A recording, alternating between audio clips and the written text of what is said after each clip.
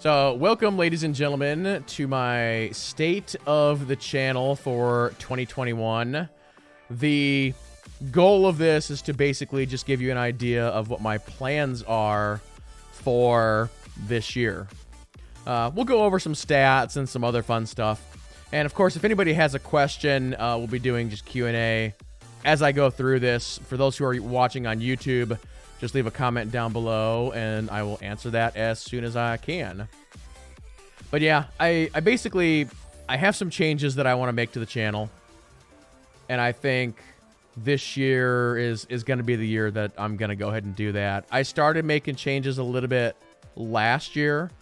And last year, on my channels, it was very much a mess, is really the best way to say it. And I'm going to be pretty honest with you guys on some of this stuff. Because for anybody who's been around, you know that I'm known for one game. And when I quit doing said game, you can see what it's done to the channel. So the first thing I want to start with is just go over some stats that you might find a little interesting. So in 2020... because of COVID, I actually had the opportunity to stream more than I've ever done in the past. So I actually streamed a little over 1,000 hours, so 1,086 hours, which is an increase of 19.5%. Now, when it comes to games, if you include like the E3 coverage and the talk shows and all that fun stuff, there was actually 54 games or 54 events that I actually streamed on the channel. Now, I'll let you guys guess at this here for a second. When it comes to stream time, like hours played of a game, what would your guess be on the top two? Any thoughts? And then I'll give you like I might just give you the top 5 or the full list.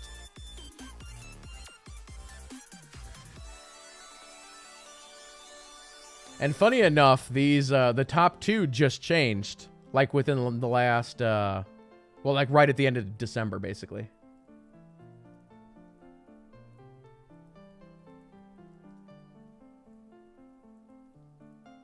But yeah, you start playing some of these games and you're like, man, I didn't realize that I had actually played that much of, you know, X game. Forrester says Civ 6, Epic says Darkest Dungeon. So the top 2 games that I streamed, no surprise here when I tell you Hades was number 1 at 83 hours. SWTOR was second at 76. You then get into World of Warcraft, 71. That's a surprise to me. It's like, I streamed World of Warcraft for 71 hours? What? I don't remember that. In the spring, we did an XCOM 2 run. That was 62 hours. And then a game that we're going to get back to, Assassin's Creed Valhalla, I was at 56. So that is the top 5. Jurassic World Evolution, we did another run of, that was 52 hours. In the spring, I was doing a bunch of Oxygen Not Included, that was 45 hours. Our playthrough of Final Fantasy VII Remake was 44 hours. A game that I'm going to play today, Ghost of Tsushima, we're currently at 37. Then comes in Forrster's Civ at 37 hours, number 10. We also had Borderlands 3 at 34. We had Fall Guys at 32. We had Just Chatting, so talk show or whatever, 32 hours. Our Last of Us 2 playthrough took 29 hours. Microsoft Flight Sim was 28. Again, special events, which was probably the E3 coverage and stuff like that, was 28. Our Wolcen playthrough was 27 hours. Diablo 3 was 26. We actually did a Sims 4 run in the spring. That was at 22 hours. Last of Us Part 1, that playthrough was 22 hours. Star Wars Squadrons, 16. World of Warships, 13. Detroit Become Human, 13. And Dauntless at 11. That's top 25. But just kind of go through the rest of the list. Haven, Halo 1, City Skylines, They Are Billions, Heroes of Might and Magic 4, Cyberpunk. Oh, I think that it said 8 hours for Cyberpunk. I think that was probably doing the Night City Wire episodes. Transistors, the Marvel Avengers beta, Crusader Kings 3, Blood Bowl 3, West of Dead, Monster Train, Among Us, Warframe, Dead Cells, Apex, Banished, FTL, Cuphead, Spider-Man, Slay the Spire, Sonic, Jackbox, Persona 5, and then I had something unlisted. I don't know what that is. But yeah, that's kind of just a rundown of what we did on the channel last year. So I think with that being said, I'll talk about SWTOR a little bit. And the funny thing about SWTOR is going back. I don't know if I ever really planned to be successful, so to speak, at that game, or if it just kind of happened. I've told you guys many a times the story of that, and it's like with most things regarding content creation, it's a story of luck, where I just happened to get into the closed beta access for SWTOR, and I guess you could say the rest is history at that point. But one of the, some of the really cool memories when it comes to just content creation in SWTOR, and this is more of a YouTube thing than a Twitch thing, but you do get a friendly competition going with your fellow content creators.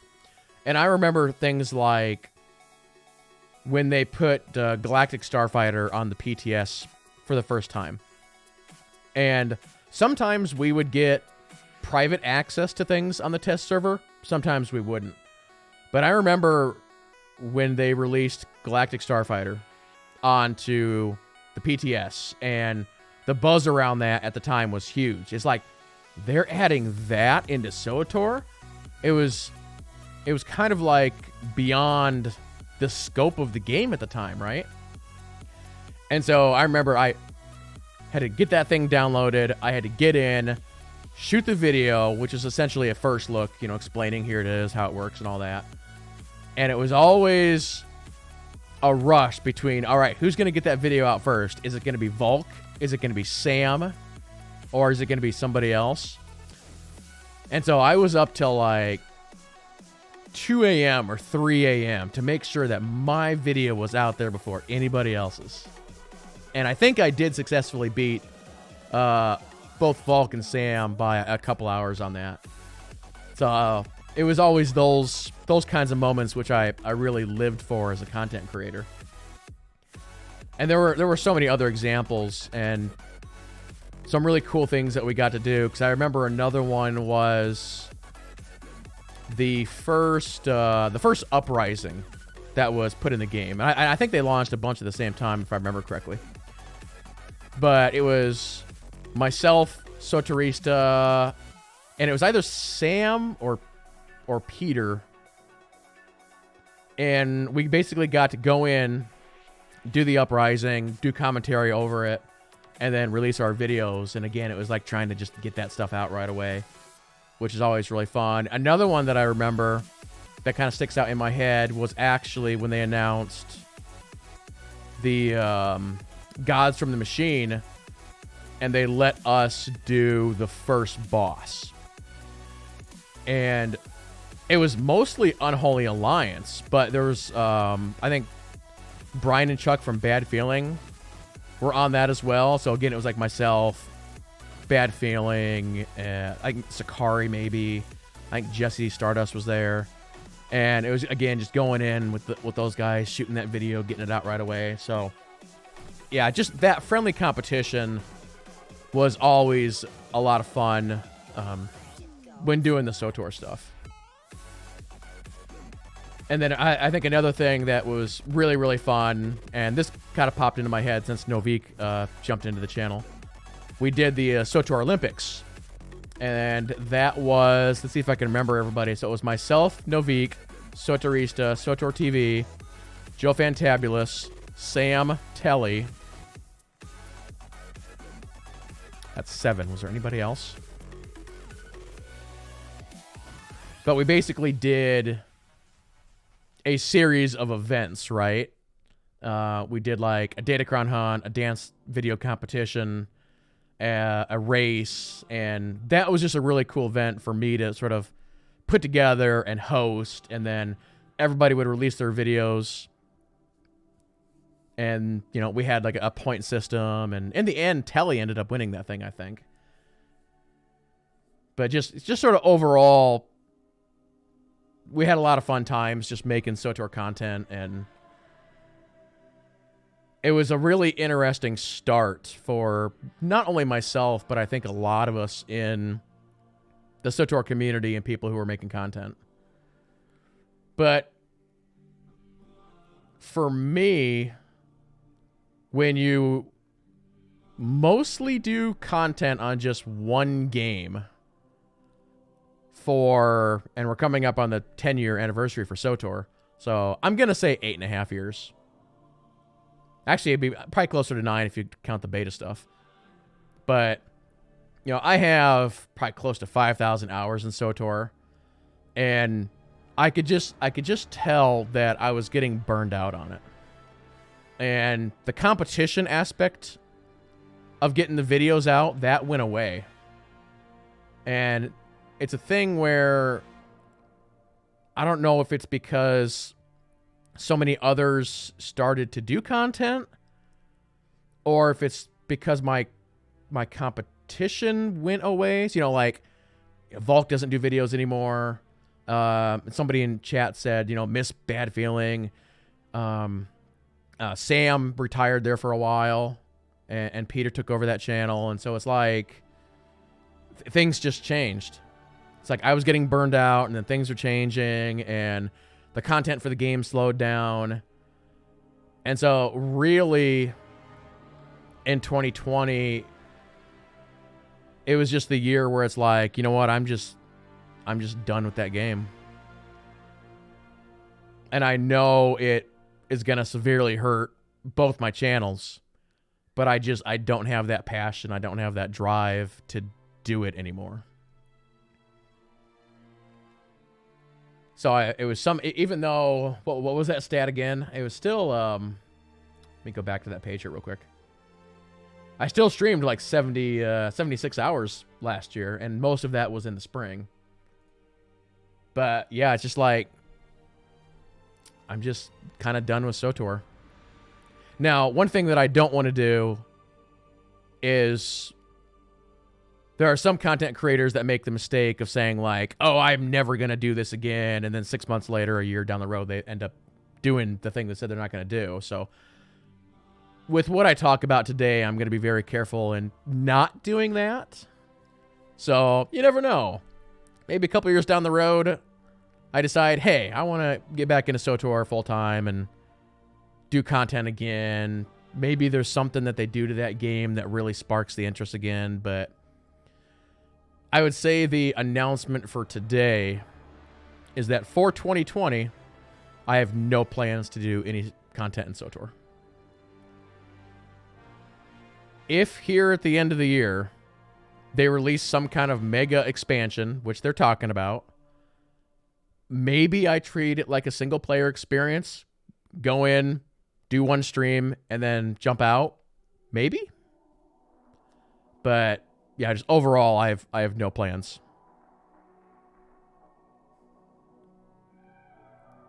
So yeah, it's gonna be interesting to see what SWTOR does, what BioWare does with that game. But I think overall, 2020 is gonna be an off year for games, and I'd say that COVID has a big factor in that, and the fact that it always seems like the year after console releases everybody is like switching their focus. Did I say 2020? If so, I meant 2021. Oh, I keep saying 2020. Sorry, 2021. We're talking about this year.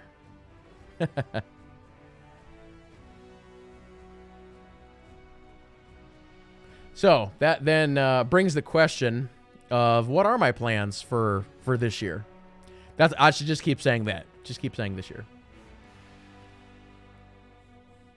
So I would say about a solid year ago, maybe even 2 years at this point, I made the transition of making Twitch my primary content creation platform over YouTube. And YouTube was having some major issues a couple years ago, and there was a ton of people that made that change.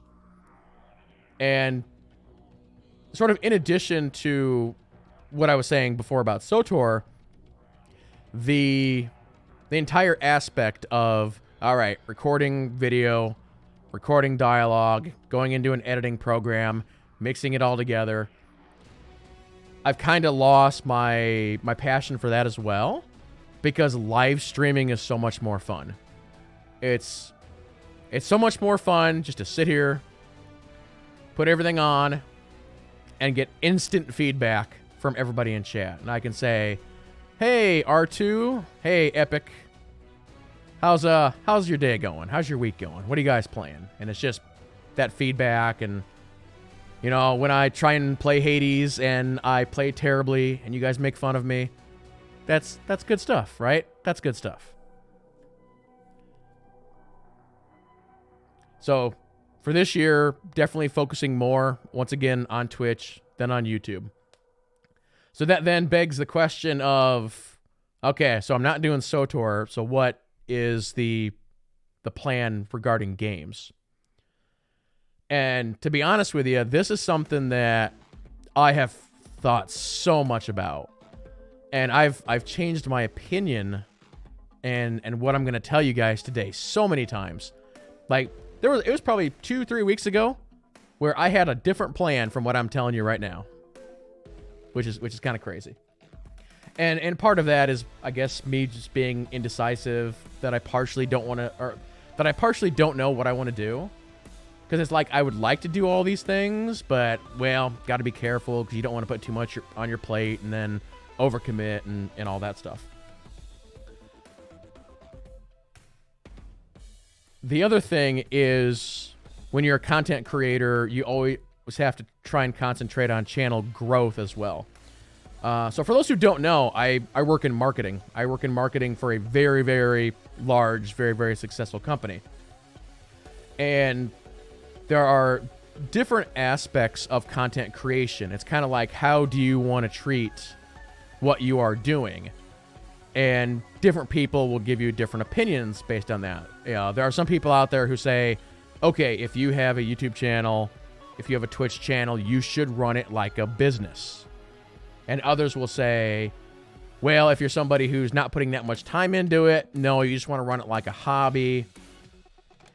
But then there's a line in there about, okay, do you want it to be a successful hobby, or do you want it to be just a thing where you're just going live and you're talking with your friends and that's good enough for you? And so for me, I would say that, yes, it is a hobby, but because of what I do, it's hard for me not to treat it like a business.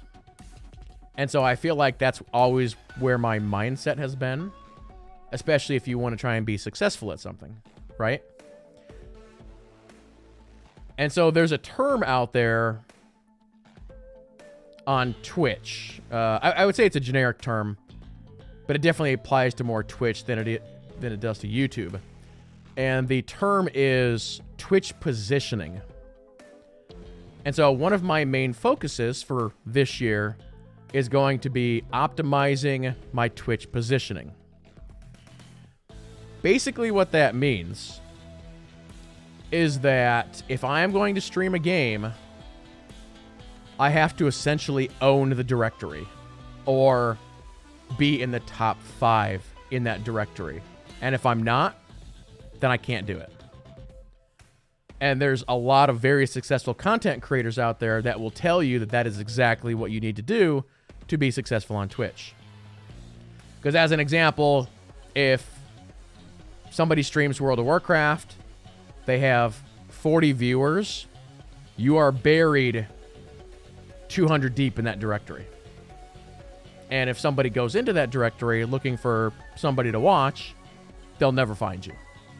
So that is the essence of what that is, Twitch positioning. So along those lines comes the game selection. And so I guess the big announcement that kind of goes along with that is that in 2021, I will be covering no games. Hold on, let me rephrase that. In 2021, I will be covering no major game launches, because it would then counter what I just said about Twitch positioning. So I have to do a bunch of research throughout the year and essentially find games and directories that I feel like I want to play in, that you guys will enjoy, and that I can be successful in. So it's kind of like a trifold, if that makes sense.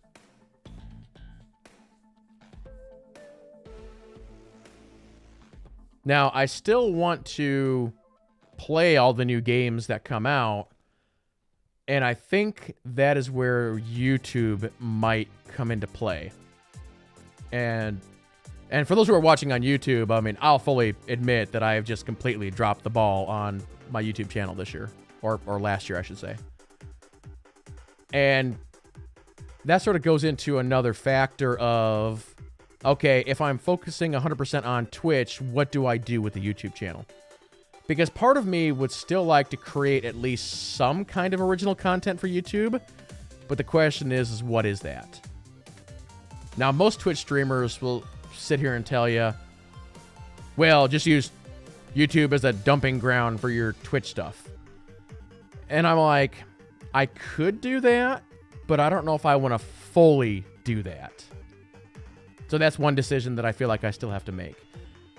I really, really like the idea of doing some sort of first look series. Now, whether or not I still do that on Twitch, so let's say a new game comes out, I stream it one time, and that's it. That's a possibility, but it's something that I have to sort of think about and consider. But mostly, it's going to be a YouTube thing. So, as an example, Outriders. Outriders just got delayed into April. It's a game that I'm really looking forward to. There's no way I'd be able to stream it, because it would then go against my other policy, right? But I could still go ahead and play it, get a feel for it, and then go ahead and do the first look video for YouTube. So that's kind of what I'm thinking right now. But yeah, for the YouTube viewers, trying to figure out the plan for YouTube has been the hardest thing for me. Because, as I said earlier, having the time and committing the resources to do videos where I have to do a lot of editing and stuff like that, I feel like I don't really have time for it anymore. It's one of those things where it's like, all right, you can either stream or you can do lots of editing and stuff like that. And I prefer the streaming aspect over the sitting there for hours editing videos and that sort of thing. But if I can come up with some sort of system for YouTube where I can still do these first look videos, that's what I want to do for this year. Now, on Twitch, if I end up doing a big playthrough of some description, I might still go ahead and port that over to YouTube. Because I've been kind of 50-50 on that. Like here this year, we did Last of Us. Let me actually just pull up my channel here real quick. I'm trying to remember what other series I actually ported over. Last of Us 2 is the one that really stands out to me. And that, yeah, I think that may have been the only one, was Last of Us. Because we did Fallen Order, but that was the year before. And I did get out some first look videos, but, you know, like my game of the year was Hades. did nothing on YouTube for Hades. Ghost of Tsushima, Assassin's Creed Valhalla. I have nothing on YouTube for those games. So, and that's just my fault. I just could not find the time.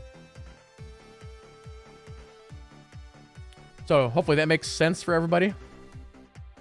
And of course, if anybody has any questions, let me know. A couple other things that I want to touch on.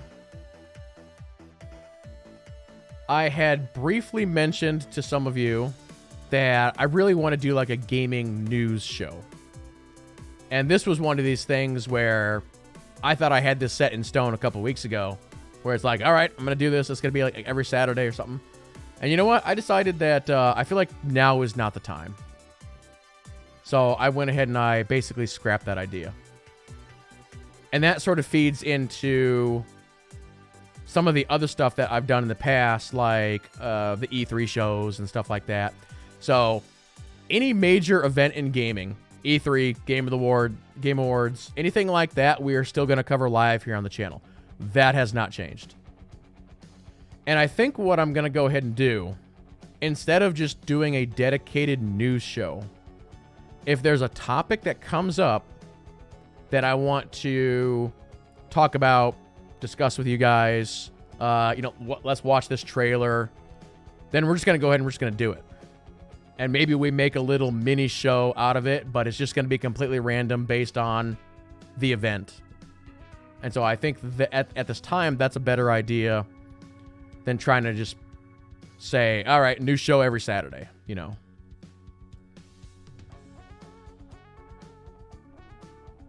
So you guys can kind of look forward to that, I guess. Trying to think, what else did I want to sort of talk about today?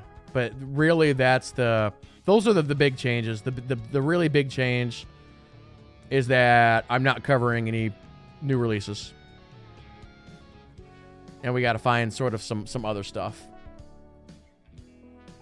Some of the other mini things that I've done in the past, like 10 hours, 10 games, that will return.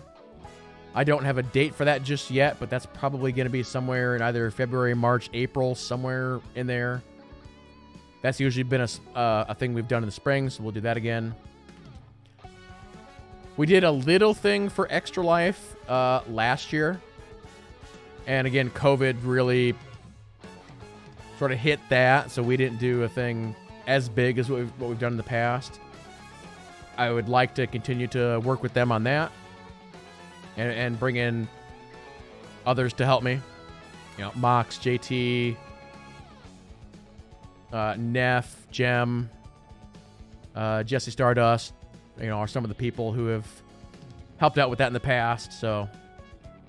And I would say that would be another thing that I would like to do is I do very few streams with other content creators, and I would like to do more of that this year.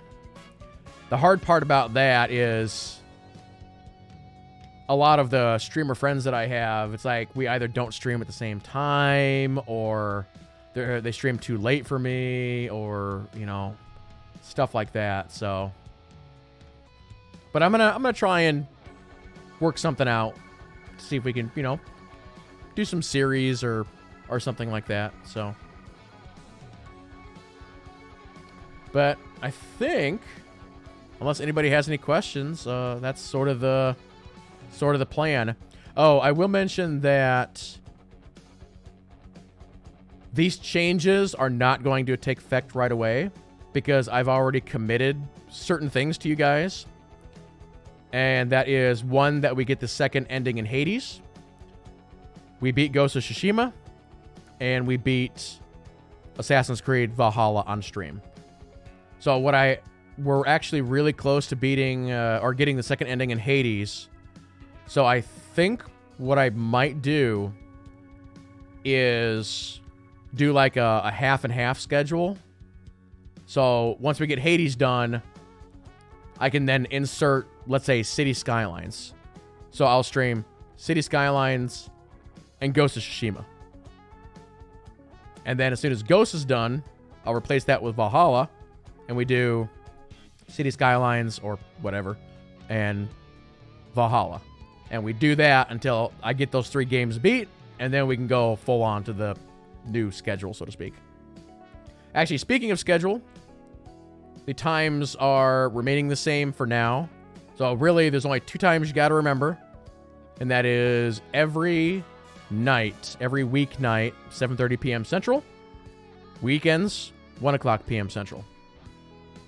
Now, there is a possibility that I will reduce my streaming schedule, but I'm not announcing anything today.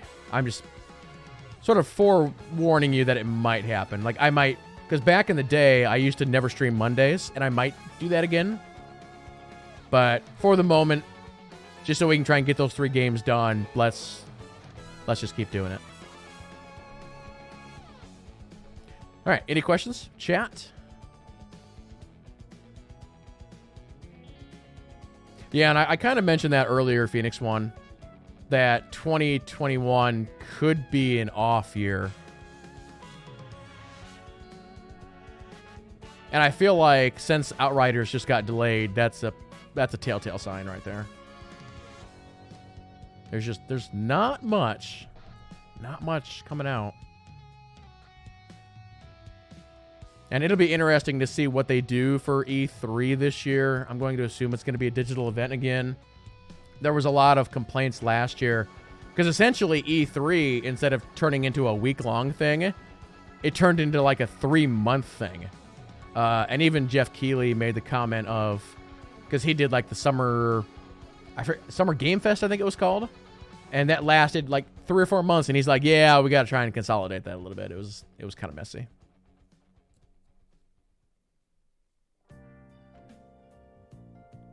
Epic said Dragon Age series. I would love to do a Dragon Age series playthrough. But I don't think that's going to meet my requirements for Twitch positioning.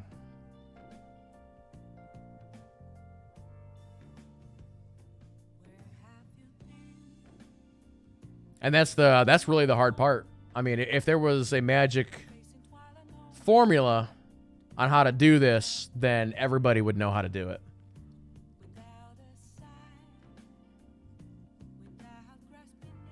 Makes you wonder what is outside of the camera in Kidley's production. I mean, I've been like holding this.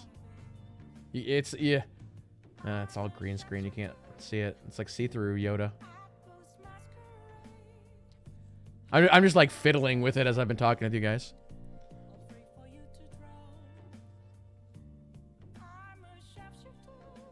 That's blue. Kinda. It's like I can see the snow through him.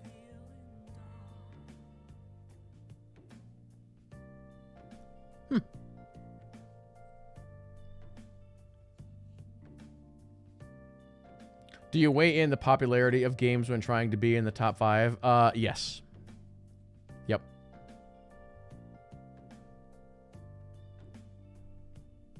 Frostbite Yoda. And that's definitely part of it.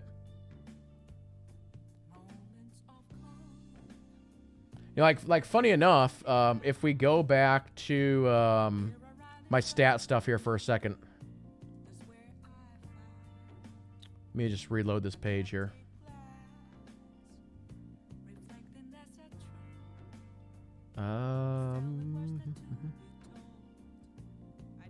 Yeah, it was really interesting to me on like last year what games were really successful for me and what games were not. So funny enough, whenever I've streamed Flight Sim, even though I've not been in the top 5, that game has always done very well for me. But I think, actually, let me go to, hold on, let me flip this thing here real quick.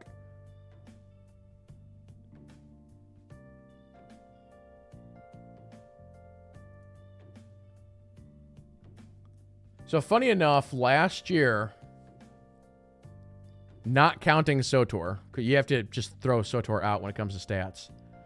My most successful game that I streamed was Borderlands 3. Of all things. I would have never have called that in a million years. Have I played Dragon Age? I have played Dragon Age 1 and 2 1,000 times. Inquisition, I basically attempted to play it the year that it came out, and I played the first 6 hours and then never touched it again. And I think it was one of those things where another game grabbed my attention and I've just never gone back. So, yeah, I really need to fire that up again.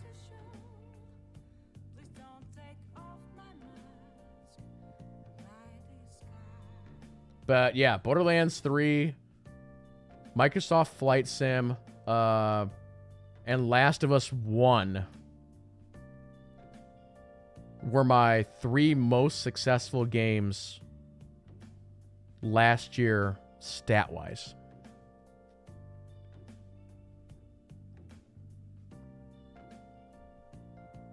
Three games that could not be more different.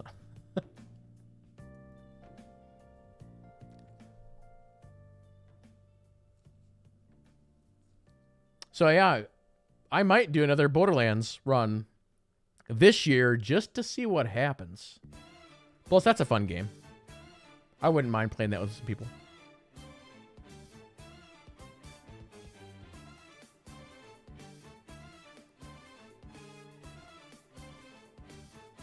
Same thing with Inquisition. They really messed up the pacing.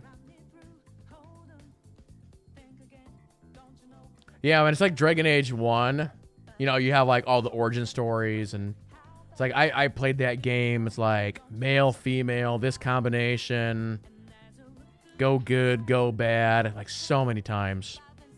Because that game's got what? Like 6 different endings? And then I know Dragon Age 2 gets a lot of hate, but I played the heck out of Dragon Age 2. Kind of the same thing, where it's like play every combination. And then off the top of my head, I think Dragon Age 2 has 2 endings? Maybe? I really like the combat system in Dragon Age 2.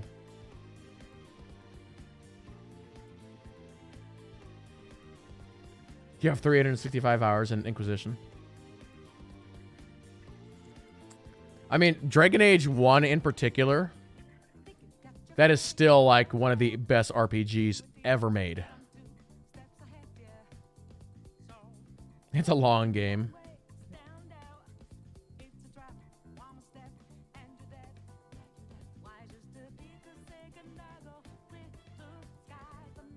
Yeah, I almost wonder if after they do the Mass Effects, if they would do a Dragon Age. Because I don't think Inquisition would need much, but the first 2. Yeah, hopefully the Mass Effect remakes are a grand success.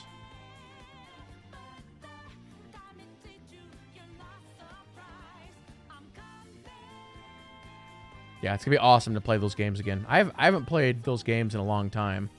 But again, same thing, where it's like all 3 of those games, I've played those games over and over and over again. It's like, all right, let's go female shepherd, soldier, renegade, all the way through all 3 games, you know. They're so good.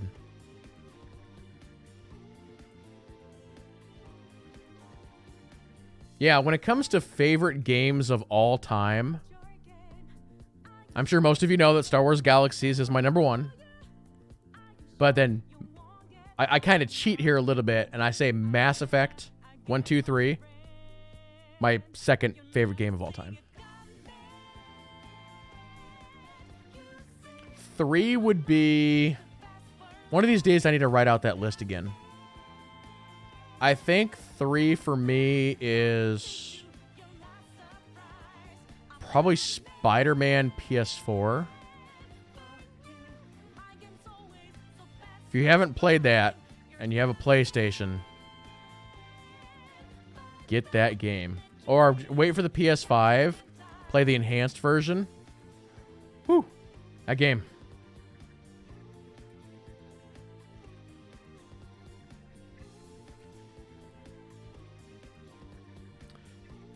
No, you're 100% right, Sir Galahard. And that's kind of where the Twitch positioning comes in. Discoverability on Twitch is a major problem. But they are working on that a little bit. And you guys have seen it a little bit, even in my channel. Our Persona music died. Hold on. Let me fix that here. But yeah, they have this new thing where you can spend channel points to increase your discoverability, which is kind of an interesting system. But I've said for a while now what they need to do. And let me just pull up a directory here. Hold on, let me go to games. Wait, why is there near 1 million people watching Rust? What is happening in Rust right now? The heck? Let's go to Fortnite here. So if I flip screens here real quick. So here's what they need to do to increase discoverability.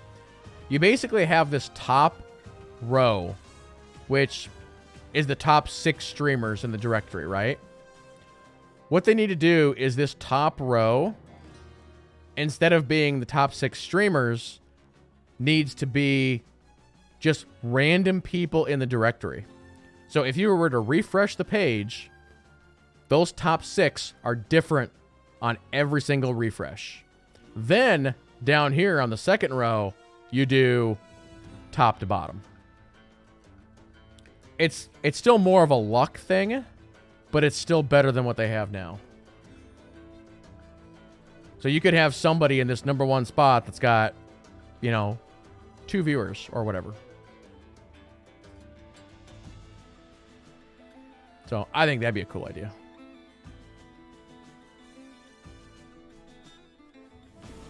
But I think with that, ladies and gentlemen, we'll go ahead and we'll wrap up the state of the channel. Once again, for those who are watching on YouTube, if you leave a comment down below, I would be happy to answer any questions that you might have. But yeah, really, really, really big thanks to everybody who has supported me over the years. Can't do this without you guys. I know a lot of you have been around since the early SWTOR days. Some of you have maybe found me from other games, and just thank you guys very, very much. Because I love video games. This is my passion. And that's really the whole reason that I started this in the first place, is I want to show you guys games. I want to show you things that you've never seen before, things that you maybe have never thought about, heard about, whatever. Let me, just let me show you just really, really cool stuff. So, yeah, thank you all very, very much. For those who are watching on YouTube, thank you all so much for watching. I hope everybody has a fantastic rest of your day or evening wherever you are in the world, and we'll see you guys next time.